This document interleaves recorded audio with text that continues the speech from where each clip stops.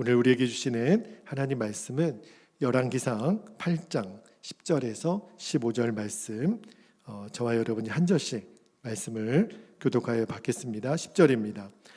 제사장이 성소에서 나올 때 구름이 여호와의 성전에 가득하매 제사장이 그 구름으로 말미암아 능히 서서 섬기지 못하였으니 이는 여호와의 영광이 여호와의 성전에 가득함이었더라. 12절.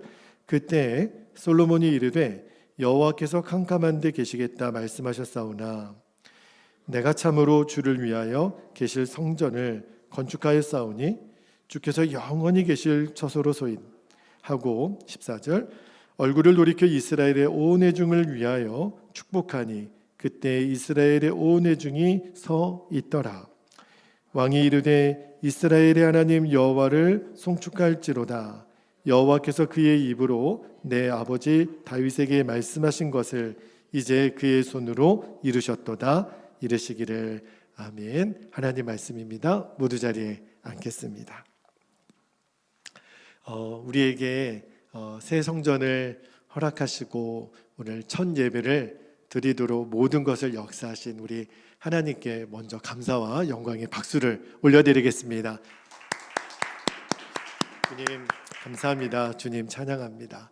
그리고 정말 그런 표현을 많이 쓰잖아요. 정말 믿기지 않은 일을 경험하게 되면 구름 위를 걷는 것 같다고. 여러분은 어떠신지 모르겠는데 저는 막 지금 구름 위를 걷는 것 같아요. 그리고 너무너무 사람이 좋은 일이 있으면 나 좀 꼬집어봐 그러잖아요. 그러면서 뭐라 그래요? 야, 이게 꿈이야? 생시야? 제가 잘 구분이 안 될 정도로 정말 제 사무실에 있다가 본당에 들어오면 여기가 우리 베델교회가 맞나? 꿈을 꾸는 것 같고 막 현실이 분간이 안 될 정도로 그런 감격과 또 충만함에 있습니다. 이 모든 일을 이루신 분이 주님이시잖아요. 여러분 기억나시죠? 처음에 이 성전을 이제 공사를 하겠다고 철거를 하는데 벽이며 천정이며 정말 그냥 벽만 있었어요. 그냥 너무너무 앙상하게 남아있는 이 골조만 봤을 때는 너무 마음이 심란하더라고요. 정말 이게 제대로 공사가 될까? 그런데 3주 만에 정말 하나님이 이렇게 바꿔주셨어요. 많은 분들이 저에게 그런 연락을 하세요. 마 목사님, 성전 공사하느라고 정말 수고 많았습니다. 근데 아무리 생각해봐도 제가 수고한 거는 하나도 없어요. 정말 하나님의 기적입니다. 물론 공사 현장에서 공사 진행을 해주신 우리 문집사님과 좋은 일꾼들이 있었고 또 많은 교회에서 많은 성도님들이 헌금도 해주시고 또 기도가 있었고 또 우리 성도들도 얼마나 많이 우리가 기도했나요? 그러나 그런 것으로 성전을 지었다고 말할 수도 없을 것 같아요. 오늘 본문에 보면 솔로몬이 예루살렘 성전을 건축을 마무리를 합니다. 그리고 성전 봉헌식을 해요. 그때 하나님의 제사장들이 여호와의 법궤를 메고 이제 지성소 안에 법궤를 내려놓습니다. 근데 그때 오늘 성경에 보니까 신비한 구름이 성전에 가득해요. 그 광경을 오늘 말씀 11절 말씀을 다시 한번 볼게요. 11절에 보면 이렇게 기록되어 있습니다. 제사장이 그 구름으로 말미암아 능히 서서 섬기지 못하였으니 이는 여호와의 영광이 여호와의 성전에 가득함이었더라. 오늘 설교 제목이에요. 성전 봉헌식을 끝내고 하나님의 영광이 그 성전에 가득했다고 오늘 성경은 말씀하고 있어요. 근데 많은 분들이 목사님 새 성전 지어서 너무 좋은데요. 지금 이곳에 여호와의 영광이 가득하다라고 하는 것은 잘 모르겠어요. 성전에 임한 하나님의 영광이 가득하다라고 하는 것은 어떻게 우리 눈에 보이는 거죠? 여러분 육신의 눈으로만 보면 그냥 이 성전은 옛날보다 예쁘게 달라졌다, 깨끗해졌다, 아름다워졌다. 도대체 이곳에 임한 하나님의 영광은 어떻게 보는 거죠? 여러분, 먼저 기억해야 될 것이 있어요. 그게 뭐냐면 하나님의 영광은요, 하나님이 역사하시는 곳에는 반드시 나타납니다. 여러분, 하나님이 역사하셨다라는 그 흔적만으로도 우리는 하나님의 영광을 보게 돼 있어요. 여러분, 밤하늘에 저 수궁창을 바라보면 그 넓은 우주가 우리 눈에 보이잖아요. 이 우주 만물을 보면서 우리들의 마음이 새로워지는 것이 바로 그걸 말하는 거예요. 여러분, 큰 바다 앞에 서보고 높은 산 위에 올라가면 우리도 모르게 와, 탄성이 나오죠. 너무너무 멋지다. 여러분, 왜 그 넓은 바다, 높은 산, 이 자연을 보면서 우리도 모르게 탄성이 나오는 줄 아십니까? 하나님의 흔적이 그 안에 있기 때문에 그래요.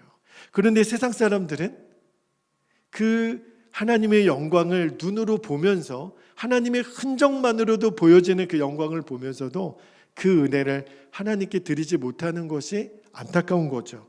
그런데 오늘 날도 많이 춥고 눈이 많이 와서 우리 성도님들 오실 때 넘어지시면 안 되는데 그렇게 기도가 되더라고요. 그런데 우리는 오늘 이 환경적인 어려움에도 이렇게 주일에 예배당에 와 있어요. 왜 오셨죠? 지금 아마 겨울이니까 스키장 가는 사람들도 많겠죠.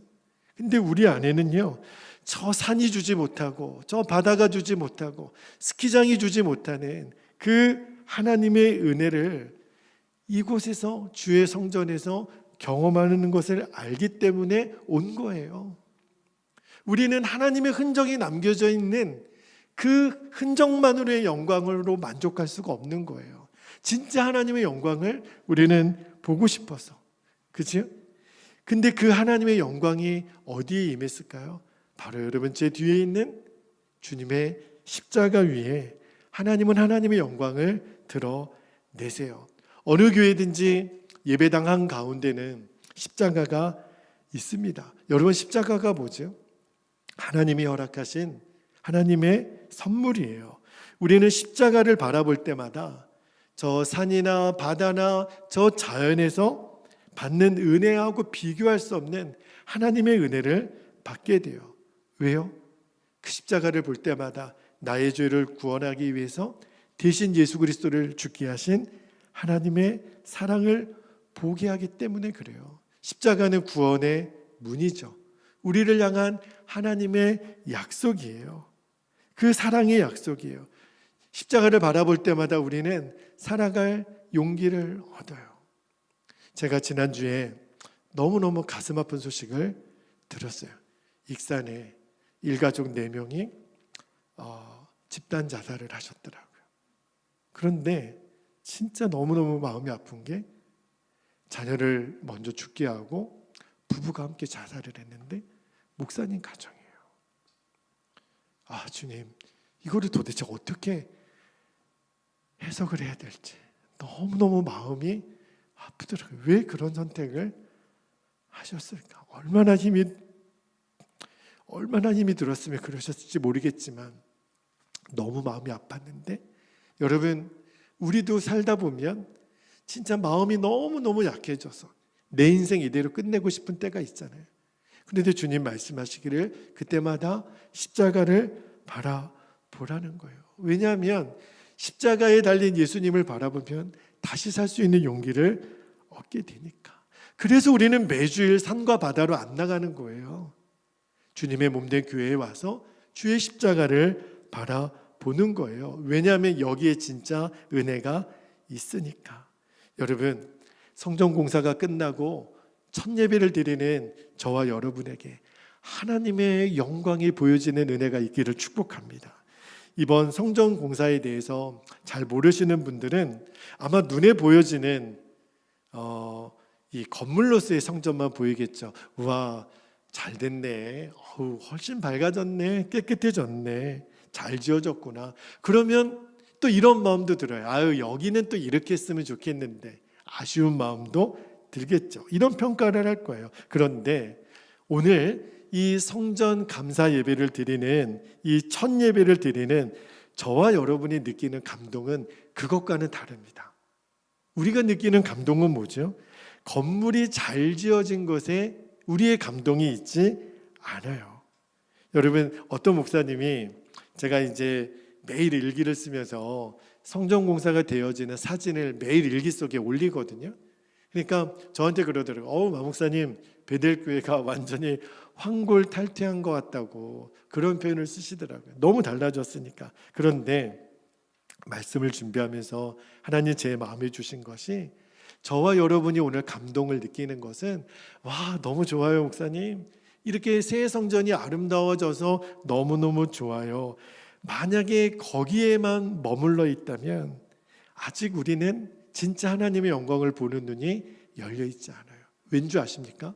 건물로서의 아름다운 성전은요, 이 익산에도 더 많아요.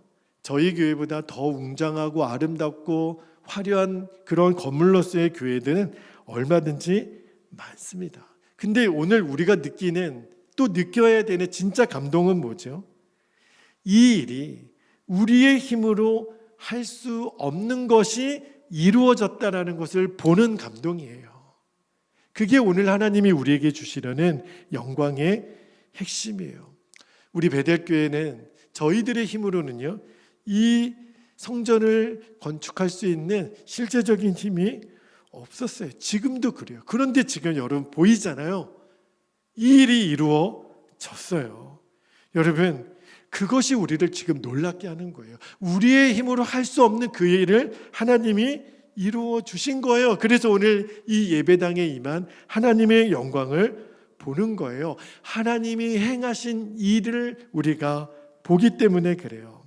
어젯밤에 제가 왼쪽 눈이 막 또 실핏줄이 또 터졌더라고요. 오늘 아침에 보니까 어젯밤에 이 음향 또 시스템을 마지막 공사를 하는데 자정이 넘었어요. 다 마무리를 하니까 12시 30분쯤 되어서 모든 일정이 맞춰졌는데, 근데 간사님 한 분하고 옆에서 저는 보조를 하면서 이제 마무리 작업을 하는데, 제 속에 이게 주마등처럼 지나가는 제 1년 10개월 동안에 이 베델교회에 부임하고 나서 있었던 일들이 하나하나 생각이 나더라고요. 저는요, 2022년 2월 23일에 익산 땅에 이사 와서 27일에 첫 예배를 드림으로 이제 베델교회 담임 목사의 사역이 시작이 됐습니다. 근데 제가 왔을 때 우리 베델교회 상황은요,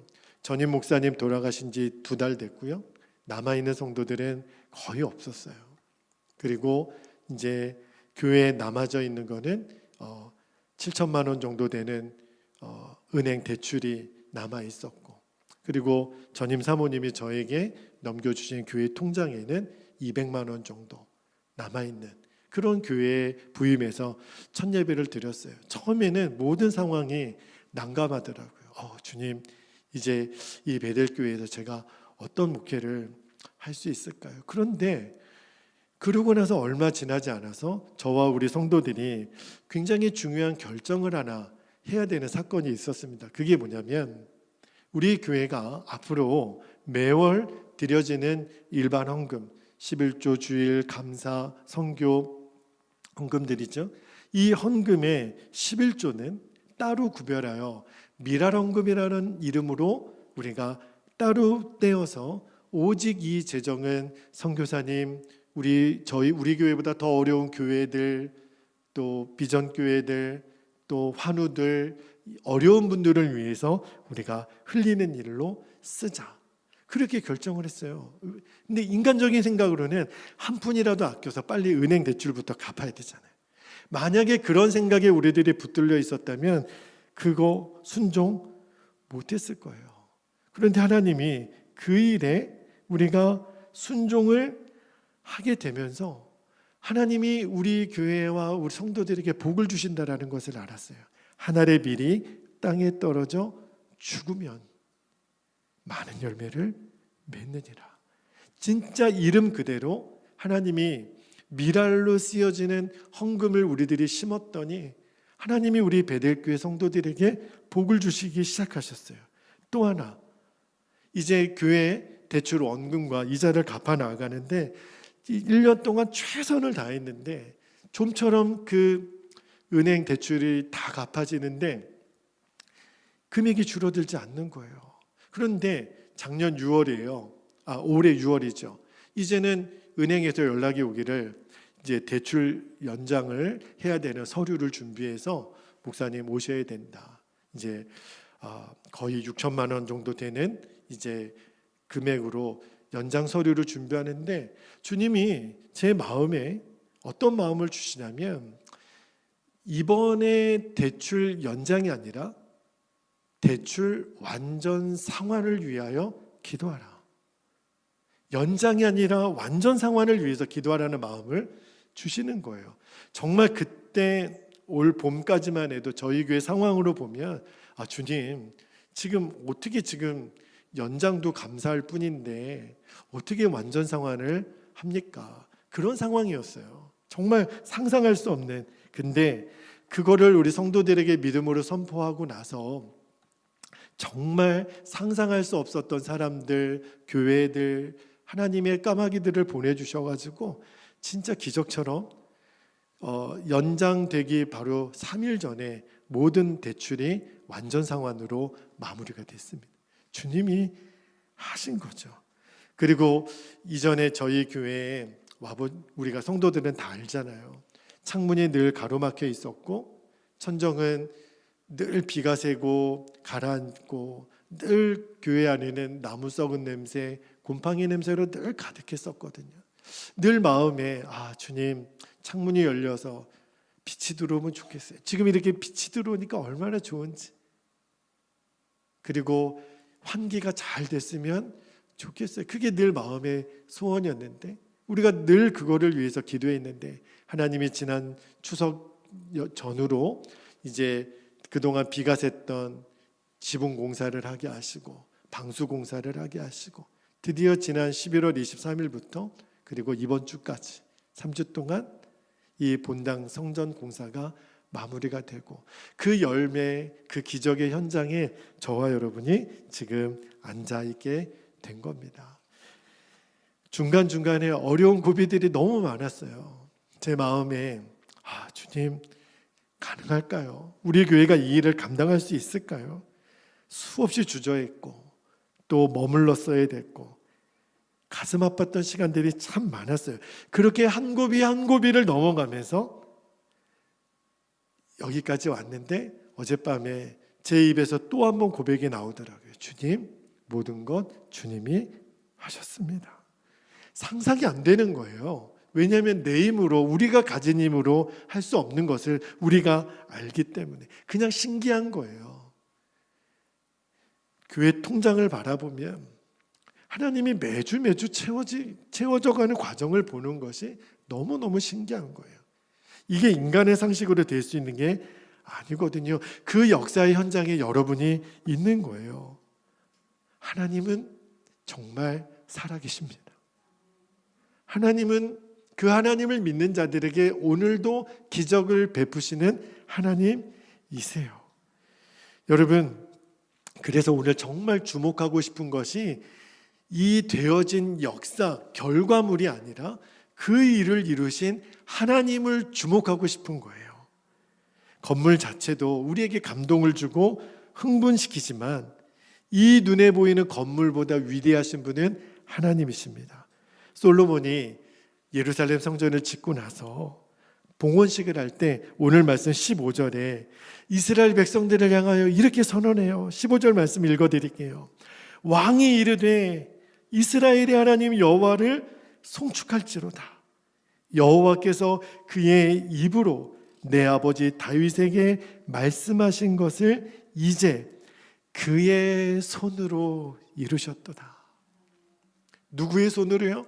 하나님 그분의 손으로 이루셨다는 거예요. 여러분 생각해 보세요. 실제로 성전 건축에, 예루살렘 성전 건축에 동원되었던 사람은 두로와 시돈의 건축 기술자들이에요. 전문가들. 우리 교회도요. 실제로 시공했던 것은 문집사님과 솔로몬 인테리어 직원들이었어요. 예루살렘 성전들이요, 이스라엘 백성들이 일꾼으로 다 동참해서 지었어요. 그런데도 솔로몬은 이 성전은 하나님 당신의 손으로 지어진 겁니다. 그렇게 고백을 해요. 왜 그렇게 고백했을까요? 솔로몬은 하나님의 영광을 본 거예요. 여러분, 시편은 대부분 다윗이 지었잖아요. 그런데 솔로몬의 시라고 이름이 타이틀이 되어 있는 시편이 하나 있어요. 시편 127편이에요. 시편 127편의 1절에 솔로몬이 이렇게 고백합니다. 읽어드릴게요. 여호와께서 집을 세우지 아니하시면 세우는 자의 수고가 헛되며 여호와께서 성을 지키지 아니하시면 파수꾼의 깨어있음이 헛되도다. 솔로몬이 예루살렘 성전을 짓고 나니까 깨닫게 된 거예요. 뭘 깨달았냐면 하나님 그분에 대한 경외함과 두려움의 고백인 거예요. 솔로몬은요, 예루살렘 성전이 지어진 것을 보면서 하나님은 정말 살아계신 분이시구나, 그거를 경험한 거예요. 아버지 다윗이 모든 재료를 물려줬죠. 두로와 시돈의 기술자들이 왔죠. 자신을 포함한 이스라엘 백성들, 그 어떤 누구의 공로도 있을 수 없다라는 것을 솔로몬이 안 거예요. 그러니까 이렇게 고백하잖아요. 하나님이 세우지 않았다면 세우는 자의 수고는 헛된 것입니다. 저도 물론 성전 건축을 위해서 수고하고 애쓴 분들에 대한 감사는 드렸어요. 너무너무 고맙습니다. 너무너무 애써주셔서 감사합니다. 그런데 하나님이 오늘 우리에게 주시려는 마음이 솔로몬이 가졌던 이 마음이에요. 정말 주님이 하셨구나. 여러분, 우리는 하나님이 행하신 일들에 대한 감동도 느끼지만 하나님 그분을 경외하고 그분을 두려워하는 마음도 가져야 돼요. 만약에 우리가 이 새 성전에서 오늘 너무 좋다, 첫 예배 드리니까 너무 좋다, 그러나 하나님이 행하신 것을 우리가 보지 못하면 우리는 성전 감사예배 잘 드리고 나서 실패자가 될지도 몰라요. 실제로 그런 사람들 많습니다. 입술로는 다 하나님이 하셨죠. 그러나 뒤돌아서는 말은 그렇게 했지만 실제로 하나님이 행하신 것을 보지 못하는 사람들은요, 나중에 어떤 말이 나오냐면 누가 수고를 했고 누가 헌금을 했고 누구의 힘 때문에 그랬고 누구 때문에 지어졌고, 그러면요 오히려 예배당 잘 짓고 실패하는 자가 되고 맙니다. 여러분, 다윗이 얼마나 하나님의 마음에 합한 자로 위대한 임금이에요. 그런데 다윗이 밧세바 사건 이후로 결정적인 하나님의 징계를 받는 사건이 있잖아요. 그 사건이 뭐냐면 다윗이 주변의 모든 나라들을 다 점령하고 이제 태평성국을 이룬 다음에 어느 날 다윗의 마음에 문득 신하들에게, 여봐라, 우리나라에 있는 군인들의 수가 몇 명이냐, 군인들의 숫자를 지파별로 계수해서 나에게 보고하라. 그게 왜 궁금하죠?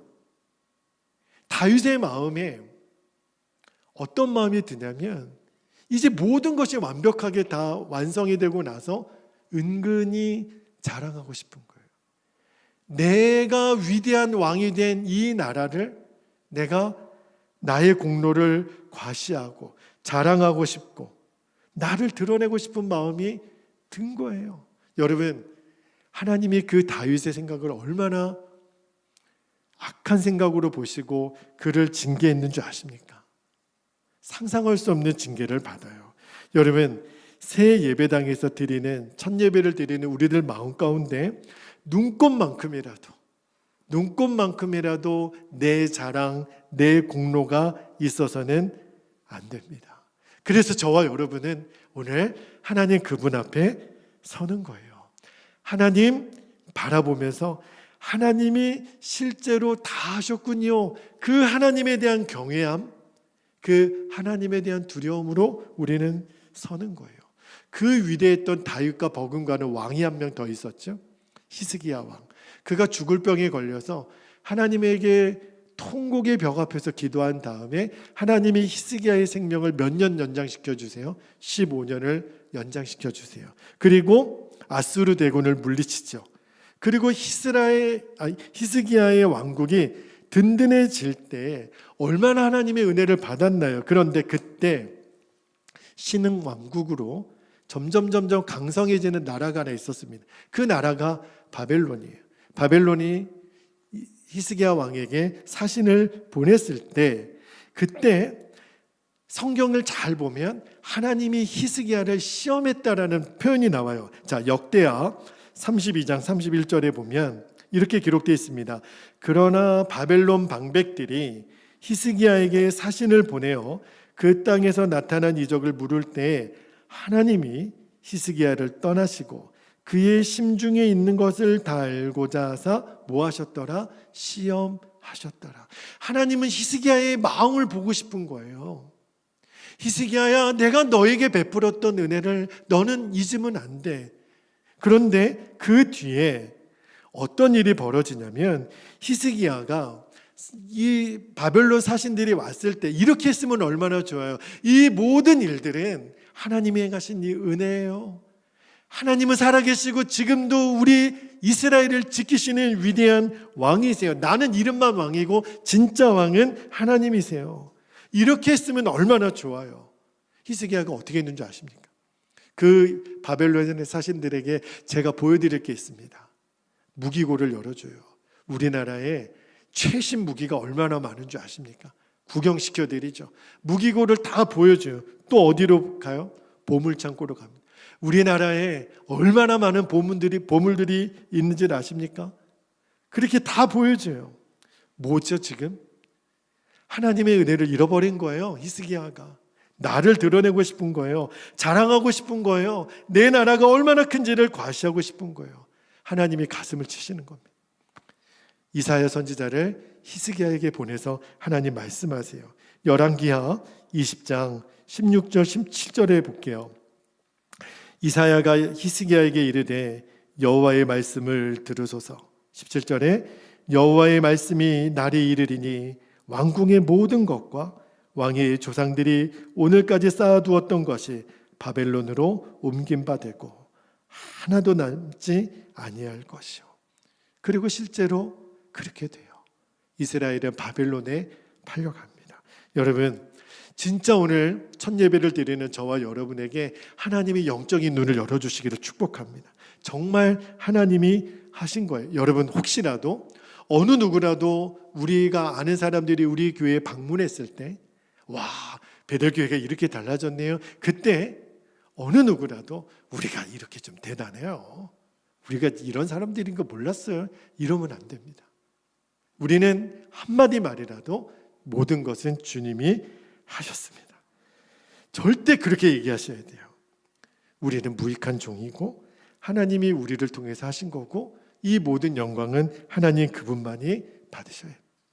이렇게 말을 할 줄 알아야 하나님은 우리 베델교회 성전에 계속 하나님의 영광을 담아두세요. 또 한 가지, 여러분, 하나님이 이 건물을 우리에게 허락하셨을 때는 하나님은 처음부터 예루살렘 성전에 갇히고 싶지 않으셨어요. 하나님의 영광은 예루살렘 성전 안에 담겨질 영광이 아닌 것처럼 하나님의 영광은 우리 베델교회의 이 성전 안에 그분의 영광을 어떻게 다 담아놓겠습니까? 그런데도 하나님이 우리에게 이 성전을 허락하신 이유는 이 건물을 통해 하나님은 영광받기를 원하시는 게 아니에요. 여러분, 건물을 잘 지어진 것을 보면서 영광 받으실 하나님이 아니라니까요. 그런데도 하나님이 왜 우리에게 새 성전을 주신 거죠? 이 성전을 통해서 하나님이 하시고 싶은 일이 있으신 거예요. 이제는 우리의 눈이 거기까지 가야 돼요. 그래서 하나님이 우리 베델교회 성전을 통해서 하시고 싶은 일이 있다면 우리는 끊임없이 이 성전을 내어드릴 수 있어야 돼요.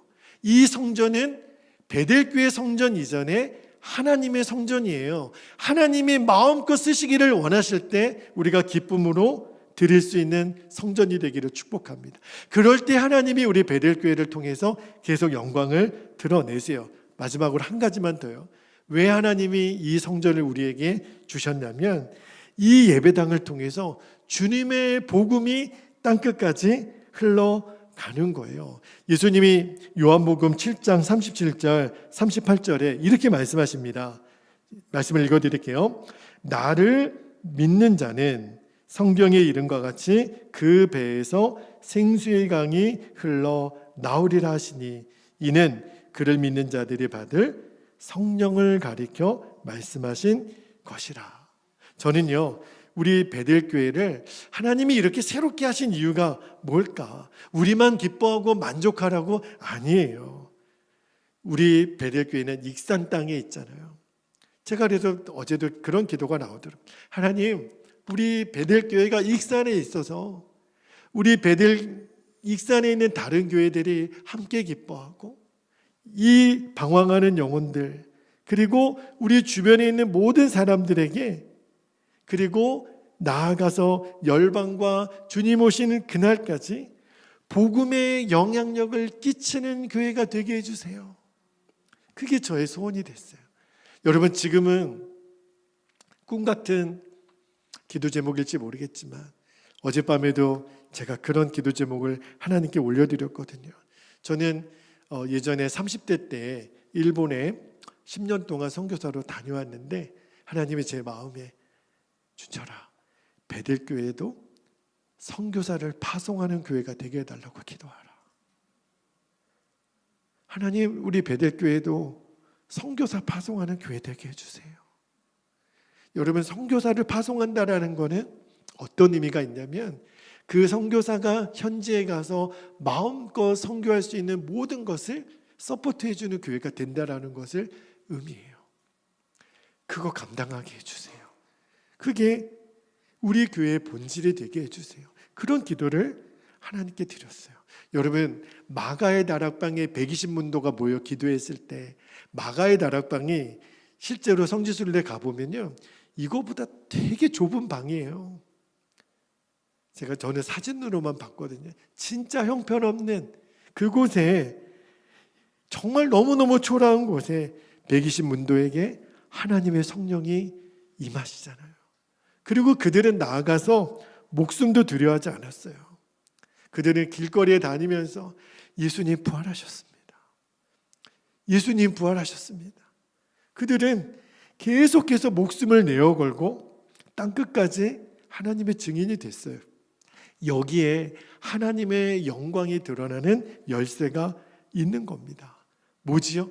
하나님이 우리 베델교회 주님을 위하여, 주님의 몸된 교회를 위하여, 하나님 말씀대로 행하는 일을 위하여 너희 베델교회는 목숨도 내놓을 수 있느냐? 베델교회 성도들은 주님의 말씀에 순종하는 일을 하며 주님, 제가 죽기까지 순종하겠습니다. 그러면 이 건물, 눈에 보이는 건물하고는 비교가 안 되는 하나님의 영광을 보여주신다는 거예요. 성전공사가 3주 동안 진행되는 동안 우리는 매일 밤마다 하나님의 말씀을 붙들고 기도했습니다. 하나님이 읽고 기도하라고 제 마음에 주신 성경이 사사기예요. 사사기 1장부터 21장까지 매일 한 장씩 읽고 정말 울부짖으며 기도했어요. 사사기 성경의 마지막 말씀이 사사기 21장 25절, 이렇게 성경이 기록되어 있습니다. 그때 이스라엘에 왕이 없으므로 사람이 각기 자기의 소견에 옳은 대로 행하였더라. 근데 여러분, 이 말은 틀린 말이에요. 이스라엘에 왕이 없었던 적이 없어요. 이스라엘의 왕은 하나님이셨어요. 그 왕이신 하나님은 한 번도 이스라엘 백성을 떠난 적이 없었어요. 다만 이스라엘 백성들이 하나님을 왕으로 인정하지 않은 것뿐이에요. 하나님은 그렇게 무시당하고 철저하게 외면당하셨어요. 그래서 사사기는 엉망진창이었어요. 그런데 그 하나님이 21장 말씀을 다 읽고 나서 저와 여러분에게 물으십니다. 내가 너희들의 왕이냐? 나는 너희들의 왕으로 대접받고 있느냐? 이제 우리들이 대답해야 돼요.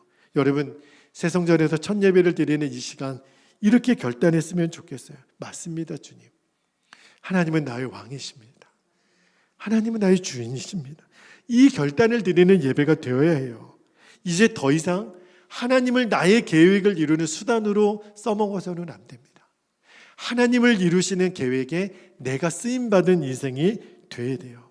주님, 그렇게 제가 준비되기를 원합니다. 어떤 대가를 치러서라도 하나님이 나를 통해 일하신다면 나를 드리겠습니다. 리빙스턴이 그 아프리카의 오지에 선교사로 나아가기 전에 그 마을에 어느 선교사님이 오셔서 이제 계속해서 복음을 전할 선교사로 지원할 수 있도록 여러분 헌금합시다. 근데 그 어린 리빙스턴이 헌금 바구니가 이렇게 계속 도는데 어떻게 했는지 아십니까? 드릴 돈이 없는 거예요. 그래서 헌금 바구니 위에 자기가 올라갑니다. 나를 드립니다. 그 위대한 선교사가 그때 태어나는 거예요. 여러분, 이제 우리는 결단하는 거예요. 하나님의 영광이 머무르는 교회는 이제 주의 말씀이라면 제 자신을 드립니다. 언제든지 하나님이 기뻐하시는 일에 우리 베델교회와 우리 성도들과 저를 사용하여 주시옵소서. 그 결단을 우리가 진정으로 드릴 수 있다면 하나님의 영광은 이 성전에 언제나 가득할 것입니다. 이 시간에 우리 함께 기도하겠습니다. 오늘 두 가지 기도 제목을 붙잡고 우리가 간절히 기도하기를 원합니다. 첫 번째 기도 제목은 주여, 눈에 보이는 성전의 아름다움이 아닌 그 일을 이루신 하나님을 주목하게 하옵소서. 두 번째, 우리 베델교회가 오직 하나님의 영광이 가득한 성도들이 되게 하여 주시옵소서. 찬양 BGM을 틀어주세요. 우리 두 가지 기도 제목을 붙잡고 우리 주의 이름을 간절히 부르신 후에 통성으로 기도하겠습니다. 주여,